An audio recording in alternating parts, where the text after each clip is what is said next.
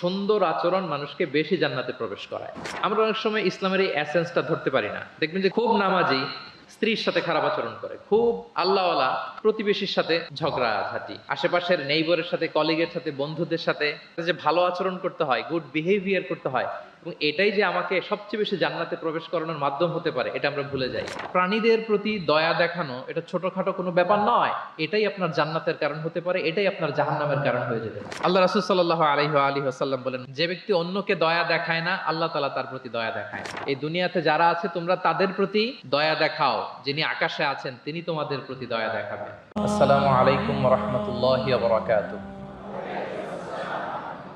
DRMC Islamic cultural club কর্তৃক আয়োজিত আজকের এই third DRMC national Islamic cultural festival and book fair 2026-এ আপনারা যারা উপস্থিত হয়েছেন তাদের সবাইকে জানাচ্ছি আন্তরিক শুভেচ্ছা এবং মোবারকবাদ।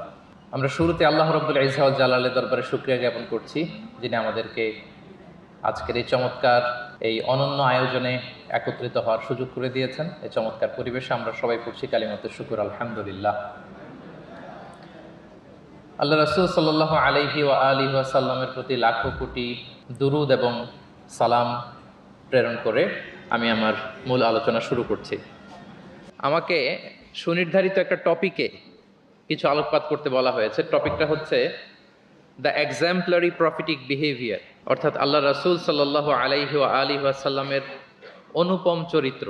ওনার আচরণ কেমন ছিল, আল্লাহ রাসূল সাল্লাল্লাহু আলাইহি সাল্লামের বিহেভিয়ার কেমন ছিল, উনি মানুষের সাথে কেমন করে মিশতেন, কিভাবে ইন্টারেক্ট করতেন, ডিলিং করতেন, এবং সেখান থেকে আমাদের প্রাত্যহিক জীবনে, আমাদের ডে টু ডে লাইফে আমরা আসলে কি শিখতে পারি, সেই বিষয়টা নিয়ে আমরা কিছু আলোকপাত করবো ইনশাআল্লাহ বিইذনিল্লাহ। আম্মা জান আয়েশা রাদিয়াল্লাহু তাআলা আনহাকে যখন জিজ্ঞেস করা হতো যে কাইফা কানা খুলুকু রাসূলিল্লাহ, হে আম্মা জান আমাদের প্রিয় নবীজির আচরণ কেমন ছিল, তিনি বলতেন কানা খুলুকুহু আল কোরআন, রাসূল সাল্লাল্লাহু আলাইহি ওয়াসাল্লামের আচরণ ছিল কোরআনের আচরণ। মানে পুরো কোরআনে থিওরিটিক্যালি যা বলা আছে আমাদের প্রিয় নবীজির জীবনে প্র্যাকটিক্যালি সেটা করে দেখানো আছে। তিনি যখন মদিনার রাস্তা দিয়ে হেঁটে যেতেন, as if a living Quran is walking on the street, মনে হতো একটা জীবন্ত কোরআন মদিনার রাস্তা দিয়ে হেঁটে হেঁটে যাচ্ছে। কানা খুলুকুহু আল কোরআন। তো উনি কিভাবে মানুষের সাথে আচরণ করতেন? উনি কি হুট করে রেগে যেতেন আমাদের মতো? কর্কশ ভাষী ছিলেন? বাজে আচরণ করতেন কারোর সাথে? ওনার ব্যবহার দিয়ে, বিহেভিয়ার দিয়ে কখনো কারো মনে কষ্ট দিয়েছেন এমনটি কি আমরা কখনো কেউ শুনেছি? না, নেভার এভার। আল্লাহ তাআলাও কিন্তু কর্কশ ভাষীকে, অশ্লীল ভাষীকে, কঠোর ভাষীকে তিনি পছন্দ করেন না, এবং মুমিন মাত্রই সে ভদ্র হবে, নম্র হবে, সুভাষী হবে। এবং এই সুন্দর আচরণ বা কোমল আচরণকে আল্লাহ রাসূল সাল্লাল্লাহু আলাইহি ওয়াসাল্লাম সব কাজের অলংকার বলেছেন। যেই ব্যক্তি থেকে কোমলতাকে সরিয়ে নেওয়া হয়েছে তার থেকে সব ধরনের খায়েরকে সরিয়ে নেওয়া হয়েছে। যার মধ্যে কোমলতা নেই, মানে সুন্দর আচরণ নেই, তার মধ্যে কোনো খায়ের নেই, তার মধ্যে কোনো কল্যাণ নেই। আমরা যদি আল্লাহ রাসূল সাল্লাল্লাহু আলাইহি ওয়া আলিহি ওয়াসাল্লামের পুরো বায়োগ্রাফিটা একটু স্ক্যান করি, সংক্ষেপে দেখার চেষ্টা করি, তাহলে দেখব যে তিনি বড় ছোট, নারী পুরুষ, শত্রু বন্ধু নির্বিশেষে সবার সাথে খুব অমায়িক আচরণ করতেন, চমৎকার আচরণ করতেন। এবং রাসূল সাল্লাল্লাহু আলাইহি ওয়াসাল্লামের এই চমৎকার আচরণে মুগ্ধ হয়ে অনেক ঘোরতর শত্রু তার বন্ধুতে পরিণত হয়েছিল। সুবহানাল্লাহি ওয়া বিহামদিহি। এবং এত ভালো আচরণের অধিকারী ব্যক্তিত্ব হয়েও তিনি আল্লাহর কাছে দোয়া করতেন যে আল্লাহ, আপনি আমার দেহটাকে, আমার দেহ সৌষ্ঠব, আমার দৈহিক অবয়ব যেরকম সুন্দর করেছেন, আমার চরিত্রটাকে, আমার আচরণটাকেও আল্লাহ আপনি সুন্দর করে দিন। এত সুন্দর আচরণের অধিকারী হওয়ার পরেও তিনি বলতেন আল্লাহুম্মা হাসসানতা খালকি ফাহাসসিন খুলুকি, মানে হে আল্লাহ, আপনি আমাকে দেখতে যেরকম সুন্দর বানিয়েছেন, আল্লাহ রাসূল সাল্লাল্লাহু আলাইহি ওয়াসাল্লামের চেয়েও দেখতে সুন্দর কোনো মহাপুরুষ কি পৃথিবীতে এসেছিল? এত সুন্দর মানুষ হওয়া সত্ত্বেও তিনি আল্লাহর কাছে দোয়া করতেন, আল্লাহ আমি দেখতে যেমন সুন্দর, আমার আচরণটাও যেন তেমন সুন্দর হয়। আপনারা আয়নার সামনে দাঁড়ালে এই দোয়াটা পড়েন? আয়নার সামনে দাঁড়িয়ে এই দোয়াটা পড়তে হয় যে আল্লাহুম্মা হাসসানতা খালকি ফাহাসসিন খুলুকি, আল্লাহ আমাকে দেখতে যেরকম সুন্দর বানিয়েছেন, আমার আচরণটাও আপনি সুন্দর করে দিন। এবং আল্লাহ রাসূল সাল্লাল্লাহু আলাইহি সাল্লাম তিনি ইরশাদ করেছেন, দুটি জিনিস মানুষকে সবচাইতে বেশি আল্লাহর জান্নাতে প্রবেশ করাবে। একটি হচ্ছে তাকওয়াল্লাহ, আল্লাহর ভয়, আরেকটি হচ্ছে হুসনুল খুলুক, সুন্দর আচরণ। রিপিট, আমি আবারও বলছি, দুটি জিনিস মানুষকে সবচাইতে বেশি আল্লাহর জান্নাতে প্রবেশ করায়। একটি হচ্ছে আল্লাহর ভয়, তাকওয়াল্লাহ, আরেকটি হচ্ছে সুন্দর আচরণ, হুসনুল খুলুক। এখানে বলা হয়নি যে নামাজ মানুষকে বেশি জান্নাতে প্রবেশ করাবে, রোজা প্রবেশ করাবে, যাকাত করাবে, হজ করাবে, এমন কিছু বলা হয়েছে? না। বরং সুন্দর আচরণ মানুষকে বেশি জান্নাতে প্রবেশ করায়। আমরা অনেক সময় ইসলামের এই এসেন্সটা ধরতে পারি না। দেখবেন যে খুব নামাজি কিন্তু খিটখিটে মেজাজের লোক, খুব নামাজি স্ত্রীর সাথে খারাপ আচরণ করে, খুব আল্লাহওয়ালা প্রতিবেশীর সাথে ঝগড়াঝাটি, খুব নামাজি মানুষ কলিগের সাথে সম্পর্ক ভালো নাই। এরকম লোক আমাদের সমাজে আছে না নাই বলেন? তার মানে ইসলামের যে ট্রু এসেন্স এটা ধরতে পারে নাই। আশেপাশের নেইবরের সাথে, কলিগের সাথে, বন্ধুদের সাথে, সহপাঠীদের সাথে যে ভালো আচরণ করতে হয়, গুড বিহেভিয়ার করতে হয়, এবং এটাই যে আমাকে সবচেয়ে বেশি জান্নাতে প্রবেশ করানোর মাধ্যম হতে পারে, এটা আমরা ভুলে যাই। প্রিয় বন্ধুরা, আমরা যেন এই ব্যাপারটাকে ছোট মনে না করি। সবচেয়ে বেশি জান্নাতে মানুষকে প্রবেশ করায় তাকওয়াল্লাহ, হুসনুল খুলুক, আল্লাহর ভয়, আরেকটা কি সুন্দর আচরণ। অনেক ছোট ছোট বন্ধুদেরকে আমি দেখতে পাচ্ছি অডিয়েন্সের মধ্যে। আমরা আমাদের সহপাঠীদের সাথে, বন্ধুদের সাথে ভালো আচরণ করব তো আজকে থেকে? হ্যাঁ, সাউন্ড খুব অল্প হয়েছে, আমি শুনি নাই, আরো জোরে করবো কি না? ইনশাআল্লাহ আমরা ভালো আচরণ করব, এবং আমার সহপাঠীদের সাথে, বন্ধুদের সাথে ভালো আচরণ, এটাই আমাকে জান্নাতে প্রবেশ করাবে ইনশাআল্লাহ। বলি সবাই। একটা চমৎকার হাদিস দিয়ে আমার মূল আলোচনা শুরু করি। আল্লাহ রাসূল সাল্লাল্লাহু আলাইহি ওয়া আলিহি ওয়াসাল্লাম তিনি বলেন, আনা যাঈমুন বিবাইতিন ফি রাবাদিল জান্নাতি লিমান তারাকাল মিরাআ ওয়া ইন কানা মুহিক্কান। প্রিয় নবীজি বলেন যে আমি ওই ব্যক্তিকে জান্নাতের আঙ্গিনায় একটা ঘরের সুসংবাদ দেই যে তর্ক করার সময় নিজের সঠিক, সে হকের উপর আছে, এটা জেনেও সে তর্ক করে না। তর্ককে, আর্গুমেন্টকে, ডিবেটকে স্যাক্রিফাইস করে যে না আমি ঝগড়ায় যাব না, যদিও সেই সঠিক, এরকম স্যাক্রিফাইস যে করে জান্নাতের আঙিনায় তাকে আমি একটা ঘরের সুসংবাদ দেই। এরপর প্রিয় নবীজি বলছেন, অবি বাইতিন ফি ওয়াসাতিল জান্নাতি লিমান তারাকাল কাযিবা ওয়া ইন কানা মাজিহান। আর আমি ওই ব্যক্তিকে জান্নাতের মাঝামাঝি স্তরে একটা ঘরের সুসংবাদ দিচ্ছি যে ব্যক্তি কৌতুক করেও মিথ্যা বলে না। He was kidding, he was joking, but he never tells a lie. মজা করতেছে, জোক করতেছে, কিন্তু জোকের মধ্যেও সে কি করে না? মিথ্যা বলে না। তাকে জান্নাতের মাঝামাঝি স্তরে আমি একটা ঘরের গ্যারান্টি দিচ্ছি। এরপর আল্লাহ রাসূল সাল্লাল্লাহু আলাইহি সাল্লাম বলতেছেন, ওয়াবি বাইতিন ফি আ'লাল জান্নাতি লিমান হাসানা খুলুকা। আর আমি এট দ্য ভেরি হাই, মানে পিক অফ দ্য প্যারাডাইস, জান্নাতের একেবারে সর্বোচ্চ স্তরে একটা বাসভবনের গ্যারান্টি ওই ব্যক্তিকে দেই যে অন্যের সাথে ভালো আচরণ করে। মানে হাসানা খুলুকা, যে তার চরিত্রটাকে সুন্দর করেছে, যার আচরণটাকে সুন্দর করেছে, যার আচরণটা অমায়িক আচরণ, মাধুর্যপূর্ণ আচরণ, ওই ব্যক্তিকে আমি at the highest peak of paradise, জান্নাতের সর্বোচ্চ চূড়ায় একটা বাসভবনের গ্যারান্টি দিচ্ছি। আল্লাহু আকবার। তাহলে আমার আশেপাশে যারা আছে তাদের সাথে ভালো আচরণ করা, গুড বিহেভিয়ার করা, এটা ছোটখাটো কোনো বিষয় নয়, এটা অনেক গুরুত্বপূর্ণ একটা বিষয়। কিন্তু আমরা অনেক সময় এটার গুরুত্বটা বুঝতে পারি না, এটাকে ছোট করে দেখি। তো সম্মানিত বন্ধুরা, আমরা দেখবো যে আমাদের প্রিয় নবীজি অন্যের সাথে কিভাবে আচরণ করেছেন। তিনি শিশুদের সাথে কিভাবে মিশেছেন, প্রাণীর প্রতি ওনার নবীজের আচরণ কেমন ছিল, শিশুদের সাথে কেমন ছিল, নারীদের সাথে কেমন ছিল, সাহাবাদের সাথে কেমন ছিল, কর্মচারীদের সাথে আচরণ কেমন ছিল, নিজের স্ত্রীদের সাথে কেমন ছিল, প্রতিবেশীর সাথে কেমন ছিল, যুদ্ধবন্দীদের সাথে প্রিয় নবীজের আচরণ কেমন ছিল, ভিক্ষুকের সাথে আচরণ কেমন ছিল, এমনকি যুদ্ধের ময়দানে শত্রুদের সাথে প্রিয় নবীজের আচরণ কেমন ছিল। এই 10টি পয়েন্টে দ্য এক্সাম্পলারি প্রফেটিক বিহেভিয়ার এই শিরোনামে আমরা কিছু কথা আজকে শুনবার চেষ্টা করব।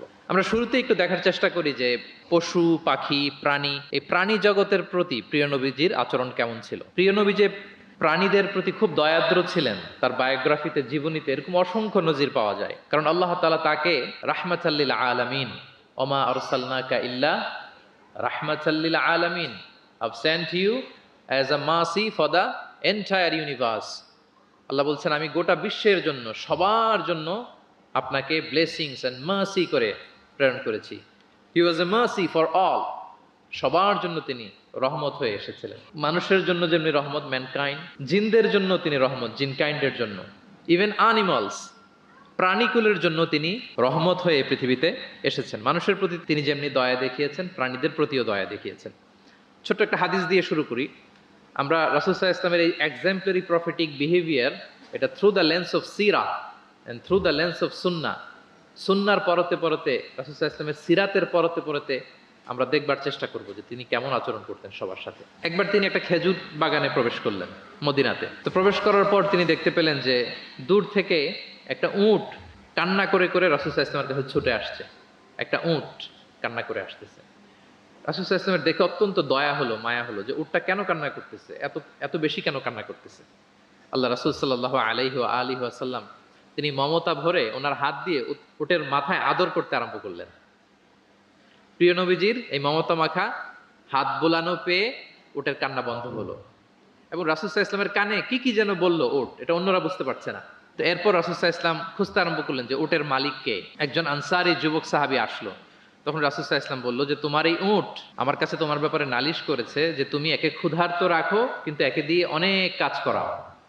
তুমি কি এই বোবা এই নিরীহ প্রাণীটার ব্যাপারে আল্লাহকে ভয় করো না? কিয়ামতের দিন এটাই তোমার জাহান্নামের কারণ হয়ে যেতে পারে।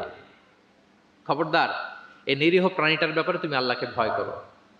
দেখেন, প্রিয় নবীজি উটের মাথায় হাত বুলিয়ে উটের কান্না বন্ধ করেছিলেন এবং উটের মালিককে ওসিয়ত করেছেন যে খবরদার, প্রাণীর প্রতি কখনো এরকম রূঢ় কঠিন আচরণ করা যাবে না, তাদের প্রতি রহম দিল হইতে হবে। এভাবে আপনি সিরাতের পরতে পরতে অনেক ঘটনা পাবেন। আজকের এই সংক্ষিপ্ত পরিসরে এত এত রেফারেন্স হয়তো আমার উল্লেখ করা সম্ভব হবে না, এবং অ্যারাবিক টেক্সটগুলো বলে বলে অর্থ করে শোনানো অনেক সময় লেগে যাবে। আমি শুধু মূল মূল কথাগুলো, বুলেট পয়েন্টসগুলো আপনাদের সাথে শেয়ার করবার চেষ্টা করবো ইনশাআল্লাহ বিইذনিল্লাহ। এই যে প্রাণীর প্রতি দয়া, ইসলামের একটা মূলনীতি হচ্ছে মুমিনের জীবনের প্রতিটি কাজে ইহসানের পরশ থাকতে হবে।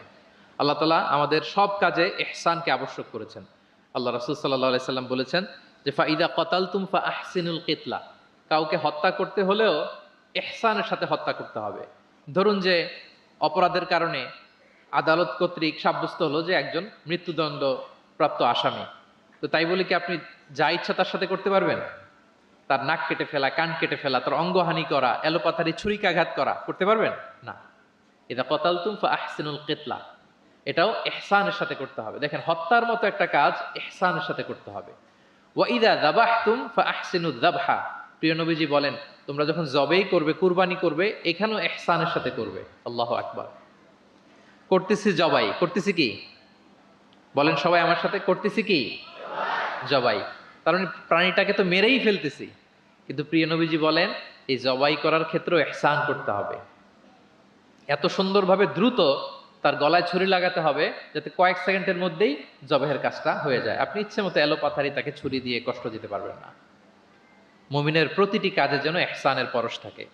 একবার আল্লাহ রাসূল সাল্লাল্লাহু আলাইহি সাল্লাম এক সাহাবীর পাশ দিয়ে যাচ্ছেন। ওই সাহাবী একটা ভেড়াকে জবাই করার জন্য মাটিতে শুইয়ে পা দিয়ে চেপে ধরে এরপর ছুরি ধার করতেছে। ছাগলটাকে মাটিতে শুইয়ে পা দিয়ে চেপে ধরে এরপরে কি করতেছে? ছুরি ধার করতেছে।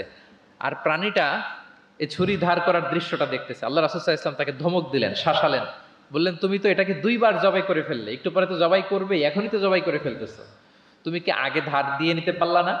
জবাইয়ের আগে তুমি কি ছুরিটাকে ধারালো করে নিতে পারলা না? শার্পেন করে নিতে পারলা না?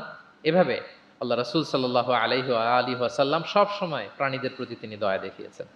এবং তিনি বনি ইসরায়েলের একটা ঘটনা বলতে যেয়ে তিনি বলেছেন যে একজন প্রস্টিটিউট লেডি, ব্যভিচারী নারী, যার জন্য জাহান্নাম বরাদ্দ ছিল, কিন্তু একটা তৃষ্ণার্ত কুকুরকে পানি খাওয়ানোর কারণে আল্লাহ তাআলা ওই পাপাচারী নারীকে জান্নাত দান করেছেন। সুবহানাল্লাহ বিহামদি। তার জন্য জাহান্নাম ছিল অবধারিত, কিন্তু একটা তৃষ্ণার্ত কুকুরকে পানি পান করার কারণে তাকে জান্নাত দিয়েছে কে? আল্লাহ সুবহানাহু ওয়া তাআলা। তাও কেমন একটা প্রাণীকে? কুকুরকে। আমরা গুরুত্বই দেই না।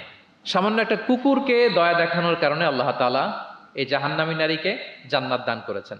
আমরা যদি খেয়াল করি যে আমরা আমাদের সমাজে কুকুর বিড়াল দেখলে কি করি বলেন তো? রাস্তাঘাটে দেখি, অডিয়েন্সের কাছ থেকে আমি একটু শুনি, কি করি আমরা? তাড়িয়ে দেয়। আর কি করি? ঢিল ছুরি। আর কেউ কেউ খাবার দেয়। মাশাআল্লাহ, এই তো, এটাই তো প্রিয় নবীজির সুন্নাহ, আমরা খাবার দিব। এক্স্যাক্টলি। কিন্তু আমি জানি না কেন যেন বাংলাদেশে কুকুর দেখলে, বিড়াল দেখলে কি করে? তাড়ায় দেয়, ঢিল ছোড়ে, লাথি মারে, এরকম করে না অনেক সময়? অপ্রয়োজনে, কোনো প্রয়োজন নেই এটা করে। এবং সবচেয়ে মজার ব্যাপার হচ্ছে মাঝে মাঝে দেখা যায় যে জোড়া লাগা কুকুর যদি দেখা যায়, যে একসাথে দুটো কুকুর, তাদের প্রজননের কারণে তাদের একটা বিশেষ ঋতুতে, বিশেষ সময়ে তাদেরকে এটা করতে হয়, এক অদ্ভুত কারণে মানুষ মানে ক্ষিপ্ত হয়ে ওঠে তাদের প্রতি। কিন্তু আমাদের তো মানবিক হওয়া উচিত ছিল, আশরাফুল মাখলুকাত বলে আমরা নিজেদেরকে দাবি করি। আমাদের কি করা উচিত ছিল? ইগনোর করা উচিত ছিল, let them do there job, overlook করার দরকার ছিল। কিন্তু কোনো এক অদৃশ্য কারণে আমরা এরকম দৃশ্য দেখলে হিংস্র হয়ে উঠি, লাঠি দিয়ে মারি, ওখানে মানুষ জড়ো হই, কিন্তু তাদের একটা সফল প্রজননের জন্য, বংশবিস্তারের জন্য এটা প্রয়োজন। তো আমরা যেন এই কাজটা না করি, এরকম নির্মম যেন আমরা কখনো না হই। কারণ প্রাণীদের প্রতি দয়া দেখানো এটা ছোটখাটো কোনো ব্যাপার নয়, এটাই আপনার জান্নাতের কারণ হতে পারে, এটাই আপনার জাহান্নামের কারণ হয়ে যেতে পারে। আল্লাহ রাসূল সাল্লাল্লাহু আলাইহি ওয়াসাল্লাম বলেন, মান লা ইয়ারহাম লা ইউরহাম। যে ব্যক্তি অন্যকে দয়া দেখায় না, আল্লাহ তাআলা তার প্রতি দয়া দেখায় না। ইরহাম মান ফিল আরদ ইয়ারহামুকুম মান ফিস সামা। এই দুনিয়াতে যারা আছে তোমরা তাদের প্রতি দয়া দেখাও, যিনি আকাশে আছেন তিনি তোমাদের প্রতি দয়া দেখাবেন। তাহলে এই জমিনে কি শুধু আমরাই থাকি নাকি? না পশু পাখি প্রাণী এগুলোও থাকে। এদের প্রতিও যদি আমরা দয়াদ্র হই, মমতা দেখাই, করুণা দেখাই, আমাদের প্রতিও দয়া দেখাবে কে? এবার আওয়াজ করে বলুন তো, আমরা আল্লাহর দয়া পেতে চাই কি চাই না? সবাই চাই। তাহলে প্রাণীদের প্রতি কখনো আমরা যেন নির্মম না হই, অমানবিক না হই, আমরা যেন মানবিক হই। আমরা অনেক উন্নত দেশে দেখি যে হাইওয়েতে একটা সাপ যাচ্ছে, এই সাপ দেখে একটা গাড়ি থেমে গিয়েছে, স্টপ। তার পেছনে পেছনে শত শত গাড়ি স্টপ। তারা বন বিভাগকে নক দেয়, স্থানীয় পুলিশকে ফোন দেয়, তারা এসে সাপটাকে উদ্ধার করে এরপরে গাড়িগুলো চলতে শুরু করে। একটা ভিডিও ক্লিপস আমি এমনও দেখেছি, একটা হাঁস তার বাচ্চাগুলোকে নিয়ে হাইওয়ে পার হচ্ছে। হাঁস তো খুব আস্তে আস্তে হাঁটে, একেবারে পিপিলিকার মতো একটু একটু করে হাঁসের বাচ্চাগুলো যাচ্ছে, শত শত গাড়ি at the middle of the highway stop. আল্লাহু আকবার। কিন্তু বাংলাদেশে দেখবেন যে রাস্তা দিয়ে সাপ যায় না, কুকুর যায় না, বিড়াল যায়, কোনো কেয়ার নাই, একেবারে ড্যাম কেয়ার। যে প্রাণীদের প্রতি দয়া দেখায় না, আল্লাহ তাআলা তার প্রতি দয়া দেখান না। তাহলে প্রিয় নবীজি প্রাণীদের প্রতি কতটা দয়াদ্র ছিলেন, মমতাময় ছিলেন, এটা সবার কাছে ক্লিয়ার? ওকে, মাশাআল্লাহ। লেটস মুভ অন, আমরা সামনের দিকে আগাই। এবার আমরা একটু করে জানার চেষ্টা করি যে শিশুদের সাথে প্রিয় নবীজির আচরণ কেমন ছিল। আমরা সিরাতে এবং হাদিসের দিকে যদি তাকাই তাহলে দেখব প্রিয় নবীজি শিশুদেরকে তাহনিক করে দিতেন। তাহনিক, তাহনিক শব্দটির সাথে কি আপনারা পরিচিত? নাম শুনেছেন? তাহনিক হচ্ছে কোন স্কলারের কাছে দোয়ার জন্য নবজাতক শিশুকে নিয়ে যাওয়া। সে স্কলার খেজুর খেয়ে তার মুখের লালা মিশ্রিত খেজুরের রস দোয়া হিসেবে নবজাতক শিশুর মুখে দিয়ে দিবে, এটাকে বলে তাহনিক। এটাকে কি বলে? আমি করেছি অনেক জায়গায়, অনেক মা বাবা তাদের সন্তানদেরকে নিয়ে এসেছে খেজুর নিয়ে, তা আমরা বিশ্বনবীর সুন্নাহ হিসেবে এটা করে দিয়েছি। আল্লাহ রাসূল সাল্লাল্লাহু আলাইহি সাল্লামের কাছে তাহনিক করতে সাহাবারা আসতো, তিনি শিশুদেরকে পরম মমতায় তাহনিক করে দিতেন। মদিনাতে যখন সাহাবারা আসলো, তাদের কারো ঘরে কোনো সন্তান জন্মাচ্ছিল না। আল্লাহ রাসূল সাল্লাল্লাহু আলাইহি সাল্লামের শ্যালিকা আবু বকর রাদিয়াল্লাহু তাআলা আনহুর কন্যা আয়েশা রাদিয়াল্লাহু তাআলা আনহার বড় বোন আসমা বিনতে আবি বকর, তিনি প্রেগনেন্ট অবস্থায় মক্কা থেকে মদিনায় হিজরত করলেন এবং কোবাতে আসার পরপরই উনি বাচ্চা ডেলিভারি করলেন, পুত্র সন্তান। ওনার ঘর আলোকিত করে জন্ম নিল আব্দুল্লাহ ইবনে জুবাইর। মদিনায় আনন্দের হিল্লোল বয়ে গেল, কারণ ইহুদিরা বলছিল এই যে মুসলমানদের ঘরে কোনো সন্তান হয় না, সন্তান হয় না। কিন্তু যখনই আসমা বেবি ডেলিভারি করলেন, মুসলমানদের মধ্যে আনন্দের বন্যা। তো ওনার সন্তান আব্দুল্লাহ ইবনে জুবাইরকে সাথে নিয়ে কোলে করে নিয়ে তিনি প্রিয় নবীজের কাছে আসলেন। এসে বললেন, ইয়া রাসূলুল্লাহ, আপনি আমার সন্তানের জন্য দোয়া করে দিন। আল্লাহ রাসূল সাল্লাল্লাহু আলাইহি ওয়াসাল্লাম একটা খেজুর নিয়ে, খেজুর চিবিয়ে ওনার লালা মোবারক মিশ্রিত বরকতময় লালা নিয়ে, খেজুরের রস নিয়ে আব্দুল্লাহ ইবনে জুবাইরের মুখের মধ্যে দিয়ে দিয়েছেন। ও এজন্য আসমা বিনতে আবু বকর সবসময় গর্ব করে বলতেন যে আমার কলিজার টুকরা সন্তান আব্দুল্লাহর পাকস্থলীতে সর্বপ্রথম পৌঁছেছে প্রিয় নবীর লালা মিশ্রিত খেজুরের রস। সুবহানাল্লাহ ওয়া বিহামদিহি। আল্লাহ রাসূল সাল্লাল্লাহু আলাইহি ওয়াসাল্লাম এরকম তাহনিক করতেন। আপনারাও সুযোগ হলে আপনাদের স্থানীয় যে স্কলাররা আছেন, ভালো স্কলার, আল্লাহওয়ালা মানুষ, তাদের কাছে সন্তানদেরকে নিয়ে তাহনিক করাবেন। প্রিয় নবীজি তাহনিক করতেন।